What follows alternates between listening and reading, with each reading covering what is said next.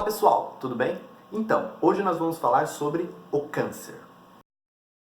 Nós vamos falar sobre a doença, como ela se desenvolve e se espalha pelo corpo, algumas formas de tratamento e sobre alguns tipos de cânceres específicos. Então, vamos lá. Bom, mas primeiramente, o que é o câncer? O câncer, esta palavra utilizada neste contexto, é um nome genérico utilizado para generalizar mais de 200 tipos de doenças, ou seja, mais de 200 tipos de cânceres. Mas por que os especialistas utilizam este nome desta forma neste contexto?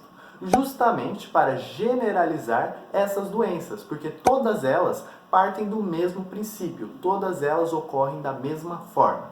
E qual seria essa forma?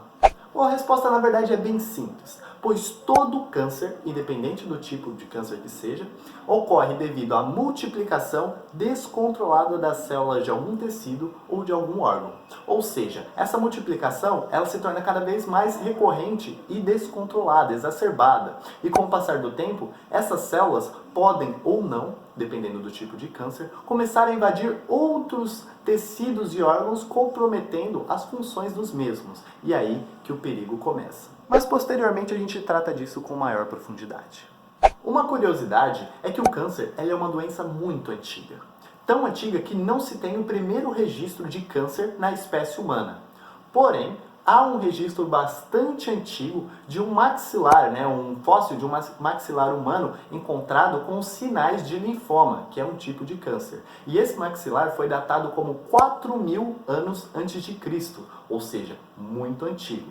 Porém, pesquisadores apontam que, de acordo com estudos que eles fizeram, que na época do Egito Antigo e de algumas civilizações bastante primitivas, já se tinha ideia, já se discutiam sobre tumores malignos, no caso, cânceres. Outra coisa que é importante se citar é que no século IV a.C. foi a primeira vez onde o câncer, no caso a doença que matava muitas pessoas na época, que ainda não era tido como nomenclatura câncer, era só uma doença que matava muita gente, foi a primeira vez onde ela foi considerada, definida como um tipo de tumor maligno que mesmo se você fizesse a espartição total daquele tecido, ela poderia voltar.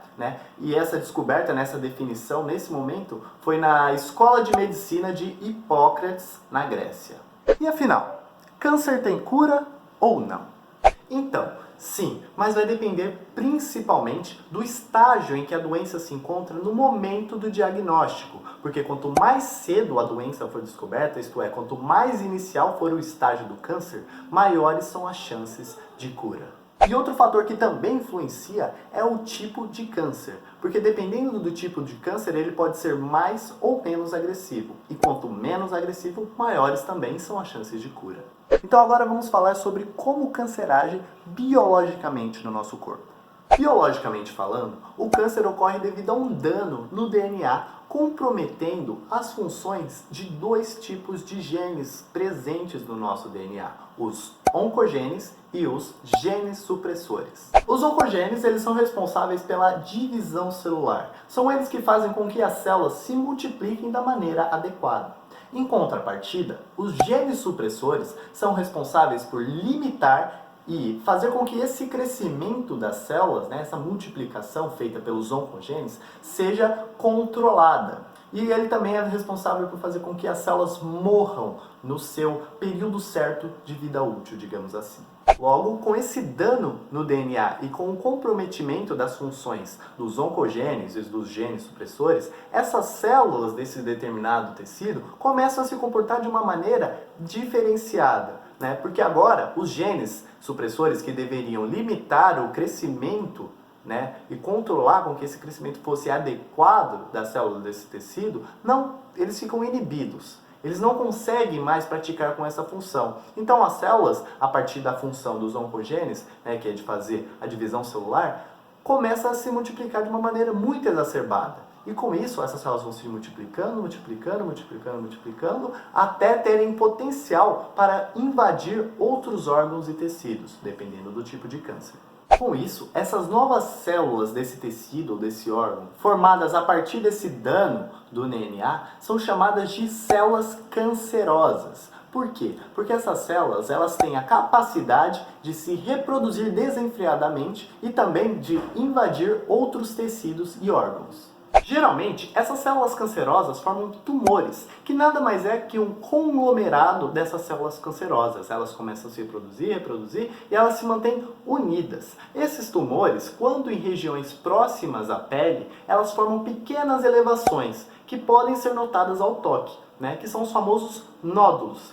E esse processo todo de formação de tumor é conhecido como neoplastia, que pode ser tanto tumores benignos quanto malignos. Mas aí a gente já vai ver isso posteriormente. Mas me surgiu uma dúvida. Como esse DNA é danificado? Esse dano no DNA, ele é proveniente de uma modificação. E essa modificação pode ser ocorrida de duas formas. A primeira forma é esse DNA anômalo, ou seja, esse DNA com esse dano, ser herdado, ou seja, ser passado hereditariamente para o indivíduo. Neste caso, o DNA não sofre modificação ao decorrer da vida. O indivíduo apenas recebe esse DNA dos seus antepassados.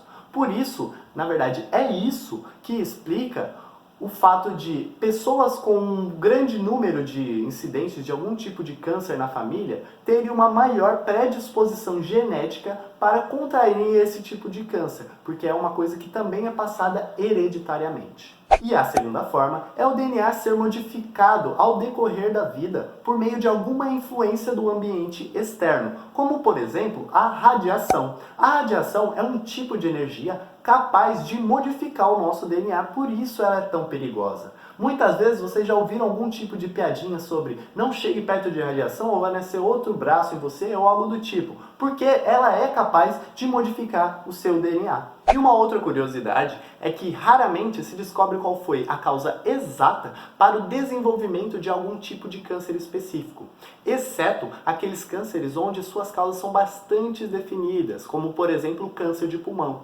onde a grande maioria das pessoas que vêm a contrair esse câncer é por causa do tabagismo.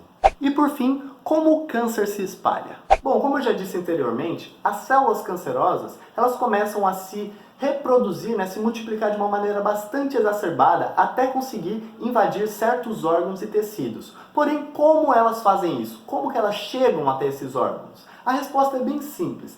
Elas utilizam como via expressa a corrente sanguínea e os vasos linfáticos.